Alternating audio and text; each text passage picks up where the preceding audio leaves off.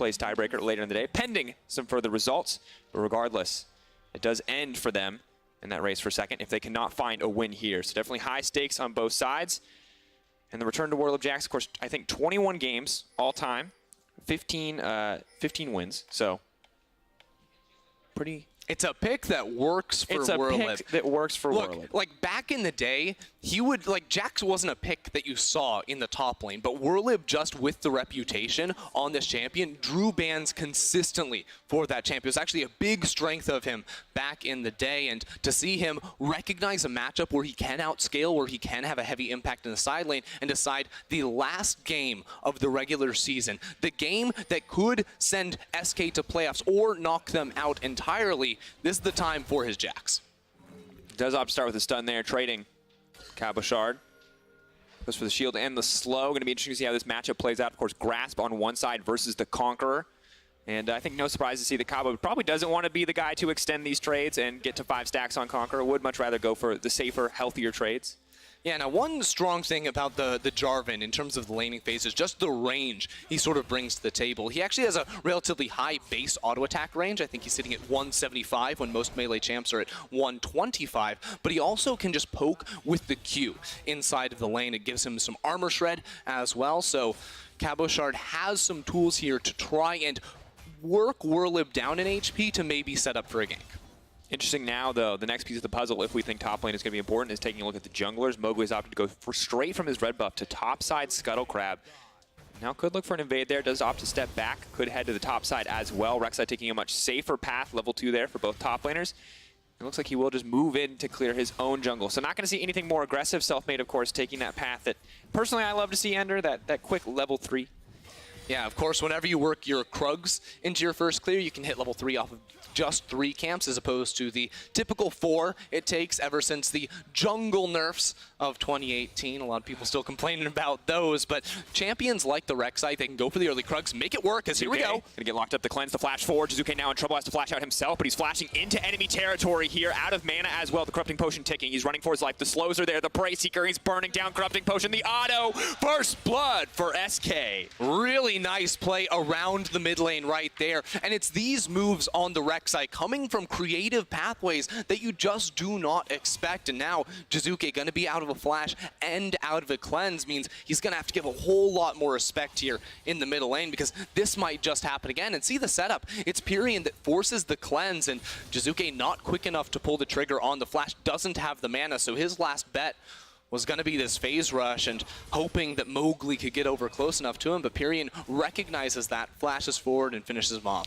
And just such an awkward time to back as well. You can see the Dark Seal and the Fairy Charm. Of course, no TP for the Rise as well, forced to take cleanse in this Lissandra matchup, so being put behind, really unfortunate. Lissandra not the best duelist, but we'll be able to now start to push out this lane a little bit more. And as we check in on the bottom side of the map, despite some of the individual strengths of you know, starting fights and the damage outpost from the Lucian, still difficult, I think, to approach both a Thresh and a Jinx in this laning phase. Yeah, I believe Crownshot and Dream sort of got down into this bottom lane first, so they were able to build up a little bit of a push going on in. Still, you don't expect to see the Lucian falling down even remotely in terms of CS early on, especially when paired with the Galio, which we usually consider to have a pretty strong laning phase because of his ability to push waves with his Q as well as his passive and the immediate CC he can sort of bring to the table. So we'll have to keep our eyes on this matchup as he goes in. Is going to get the setup, the knockup as well. Coming in, Mowgli is just waiting in the wings, trying to find a way forward, but will now back off. SK disengaging, but both summoners now burn for Crown Shot. Yeah, Jack Troll also using his flash, though, so it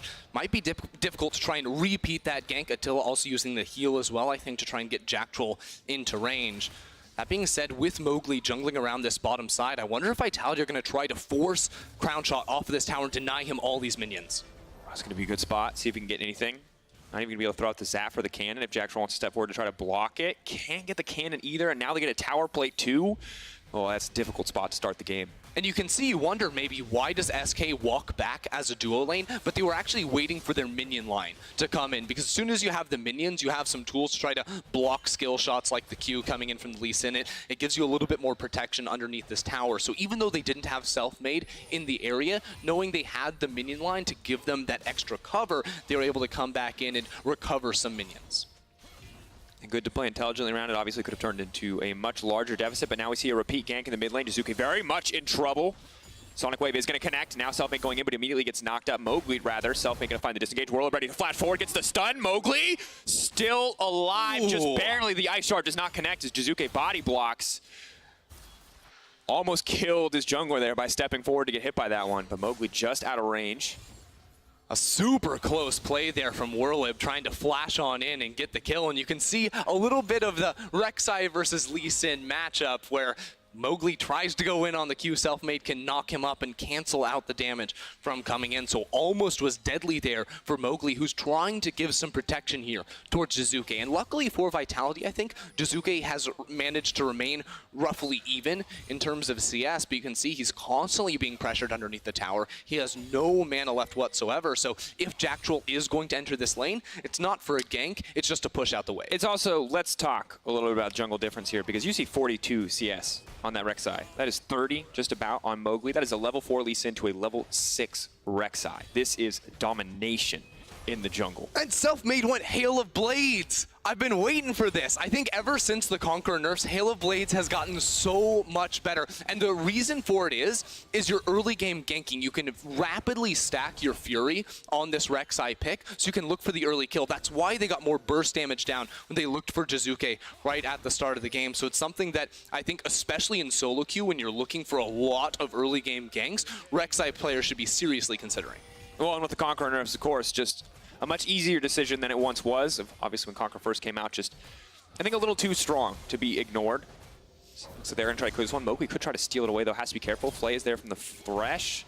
To back it up. Is he going to Q in? No, he's just going to step back. TP now coming in as well. Jack Troll's going to die too. SK are destroying in this early game. They get the Drake, they get another kill, and just everything is going in their favor. I mean, it was just a really awkward approach there from Vitality where Mowgli tries to get into the pit, but because he doesn't have the flash, he's not confident enough to try and contest the steal and look for a smite. And then Jack Troll, I'm not really sure why he's trying to walk in towards the river. Seems like some split decision-making from Vitality where Jack Troll was thinking maybe we're going for a fight, and SK said, no, we're just going to kill you and get the dragon on top. And just everything going in the favor of SK. Crown Shot now farming much more comfortably. You know, when you see an early priority pick like the Lucian, I think you expect it to do a little bit better here, as well as the Lee Sin. We saw the Rek'Sai, Ender.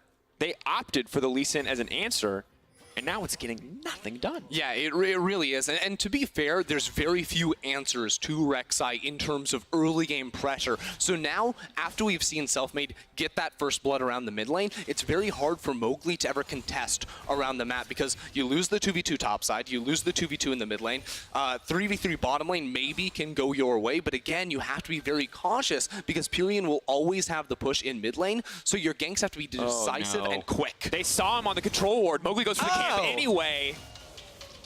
Hail of Blades, baby. Stop with your Hail of Blades versus Conqueror, Ender. We get it. You were right. Now the bot lane, though, in trouble as Jack Troll walks forward. Attila was locked up. The Poland comes out. It's too little, too late. This is a slaughter.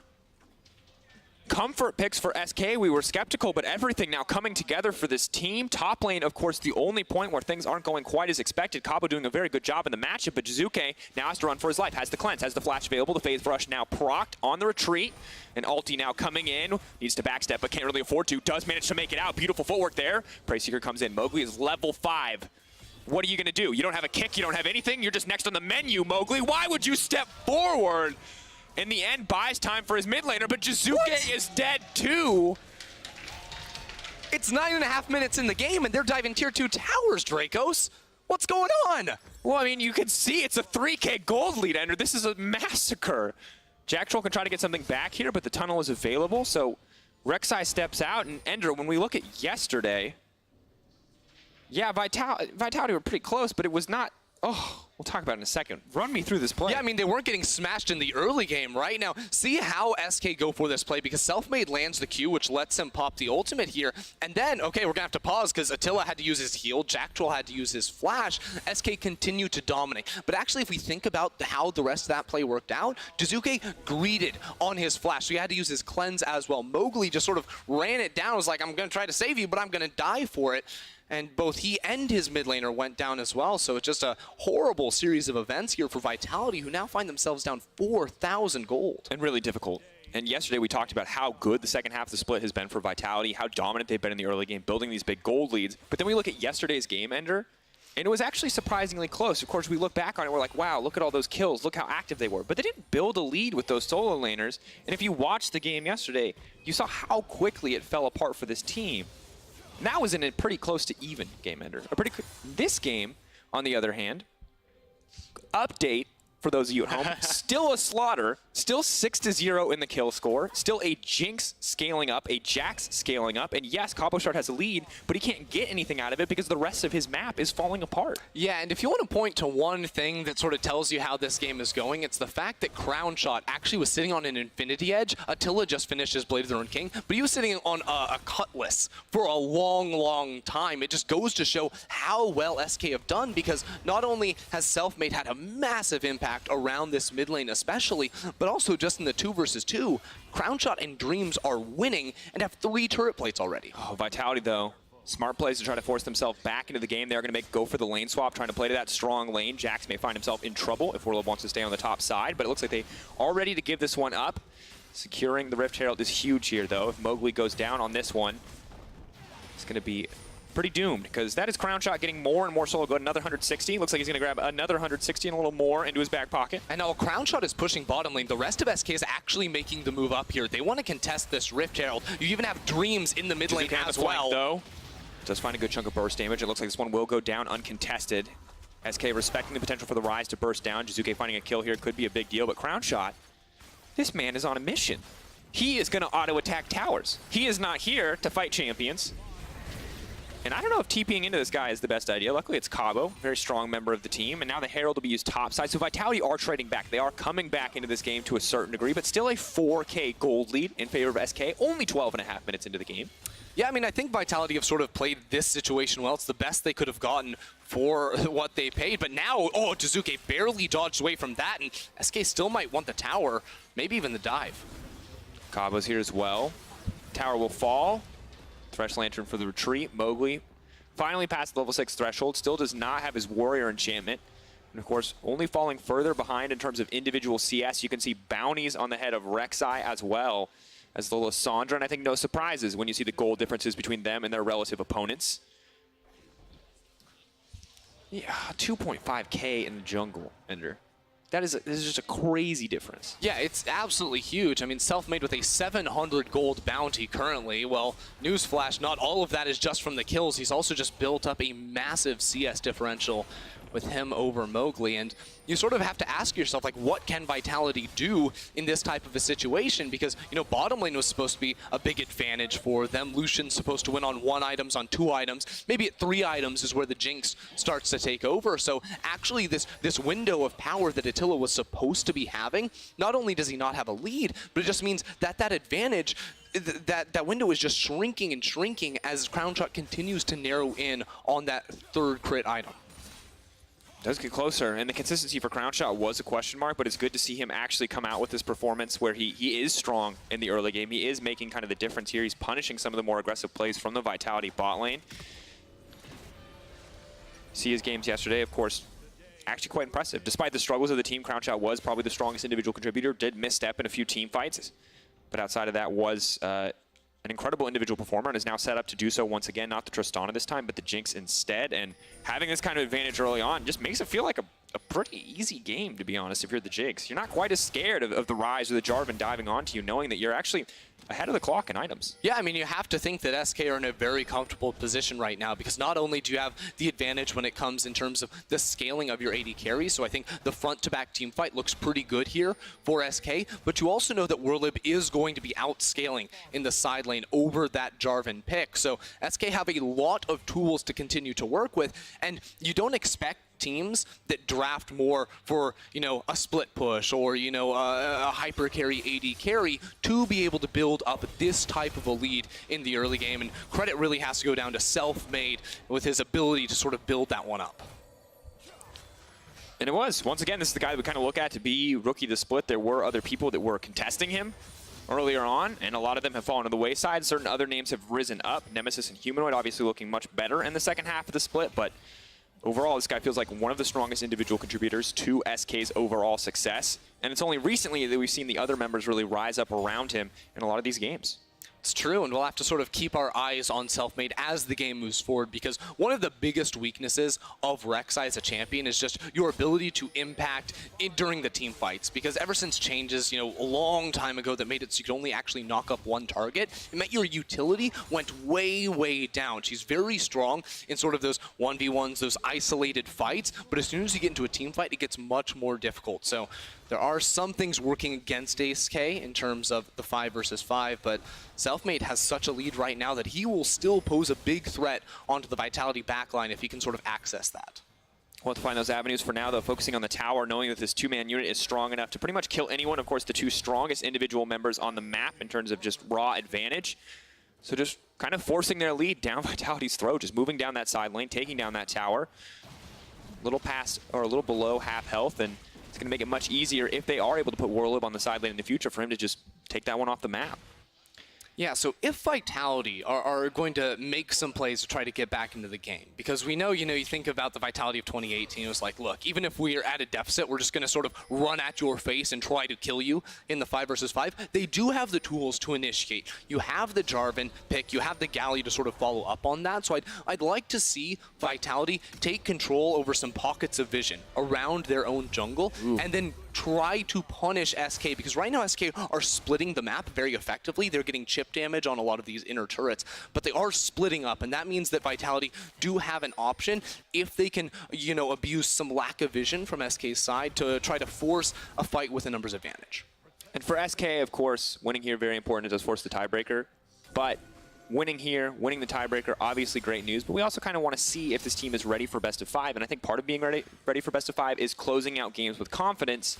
And Vitality is a notoriously difficult team to close out against in a lot of circumstances because they are creative, because often they do find those pockets of vision ender or those crazy backdoors or these big opportunities where often other teams just can't find a way back in. So right now, SK 100% in the lead, but longer this game goes, the more chances you give for Vitality to find some avenue back. It's true. Things like the Jizuke split push on the rise, you always have to keep in the back of your mind. But we talk about this game like, the clock is really ticking, but SK, it's just 18 minutes in, they're going to pick up their 3rd Drake of the game, very likely going to be uncontested from Vitality, and they can sort of wait because Baron Nashor hasn't even spawned onto the Rift yet. They do have time before these very crucial objectives come up, but if they can just find a pick inside of Vitality's own jungle, it probably doesn't even matter if you get the Baron. Ooh, spotted out there with the Sonic Wave. And you're absolutely right, Ender. And of course, the largest lead that, or deficit that Vitality have ever come back from was against Splice. Just over 3,000. So this one, much bigger. much, much bigger, Ender. But now, of course, the thing about snowballing this quickly is I always feels like it's difficult to do anything else, right? In solo queue, you're hoping for a surrender vote. Here, now you just got to run, because apparently Warlib is going to just try to take down your Rise. The kickback needs to come out to stop any further play from happening. Rocket comes in as well, so Jizuke now immediately going to get ulted out by the Rek'Sai here, and the flash comes in. You can't flash that! It's in the patch notes! Oh! Hook comes in, Dreams goes down. This is destruction, Ender.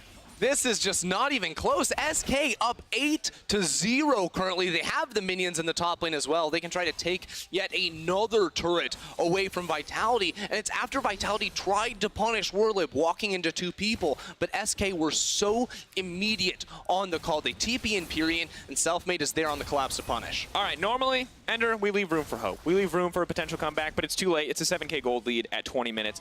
It needs a miracle for Vitality fans, and people who generally might want to avoid tiebreakers. Maybe this is that miracle. Does not look like it. When it happens, I'll let you know. Until then, this looks like SK are going to continue dominating. Cabochard now trying to force the play. Galio coming in. Lysandre just walks away, takes a kill out in the process. Warlib now can't be auto-attacked, but they go right into this melee. Crown Shot just getting free autos. Mowgli next on the menu, gets the reset, gets excited, gets one more. Jizuke next on the list. Kills left and right, and SK are obliterating him. Oh, Attila, talk that big game. I don't know if it's going to come true. Double kill. Pops the cork on him. Look, Dracos, I'm just being realistic. SK are the better team on the day. Absolutely. This game was absolute destruction. If they win in 30 seconds, they get the shortest game. They're going to do it. Oh, Ender. Just hit the Nexus, boys. I cannot believe it. Ender, Shortest game in LEC history if they can end it right here. Oh, they did it! And that right there, ladies and gentlemen, is SK forcing the tiebreaker with Schalke No Fear for that last